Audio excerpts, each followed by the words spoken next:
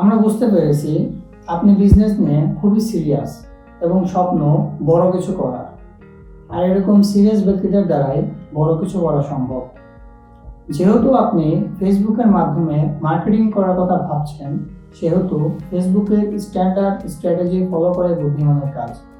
সেই সাথে অ্যাডস ল্যাবের এক্সপিরিয়েন্সের স্ট্র্যাটেজি তো থাকছেই। তাহলে চলুন জেনে নেই সেই গুরুত্বপূর্ণ 5টি স্ট্র্যাটেজি সম্পর্কে। Strategy number 1, professional video content.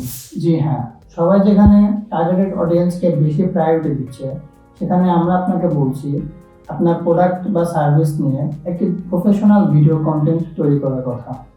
কারণ একমাত্র এই কন্টেন্টের মাধ্যমে আপনার অডিয়েন্স বুঝতে পারবে এই প্রোডাক্ট বা সার্ভিস তার দৈনন্দিন জীবনে কতটা গুরুত্বপূর্ণ। Strategy number 2, ad campaign.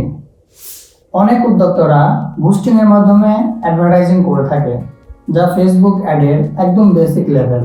এখানে আপনি ad objective, pixel, custom audience, look like audience, domain verified, retargeting, catalog ad এর মতো অ্যাডভান্স ফিচার পাচ্ছেন না, যেগুলো আপনার বিজনেস গ্রোথে খুবই গুরুত্বপূর্ণ ভূমিকা রাখে।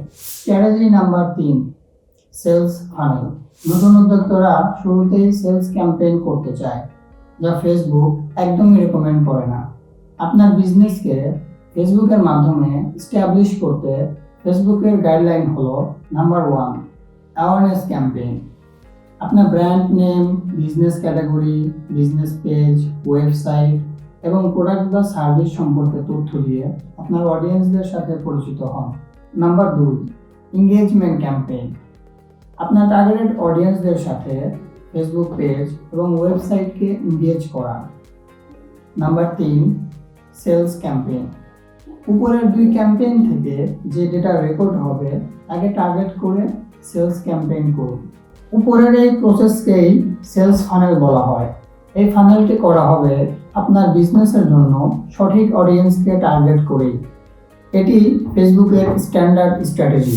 Strategy number 4, user friendly website and data layer enable.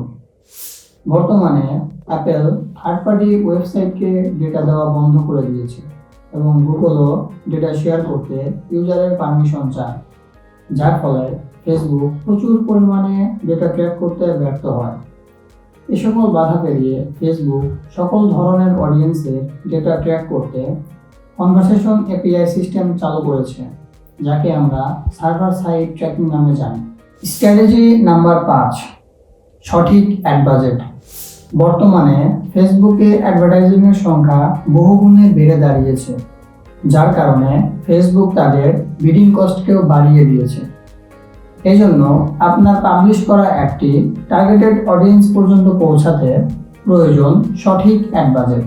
ব্যাস, এই 5টি স্ট্র্যাটেজি ফলো করে মার্কেটিং করলে অনলাইনে আপনার বিজনেস এস্টাবলিশ হবে রকেটের গতিতে। এতক্ষণ অ্যাডস ল্যাবের সাথে থাকার জন্য ধন্যবাদ। আপনি একজন সফল উদ্যোক্তা হয়ে দেশের এবং দশের উপকার করুন, এটাই আমাদের প্রত্যাশা। আল্লাহ হাফেজ।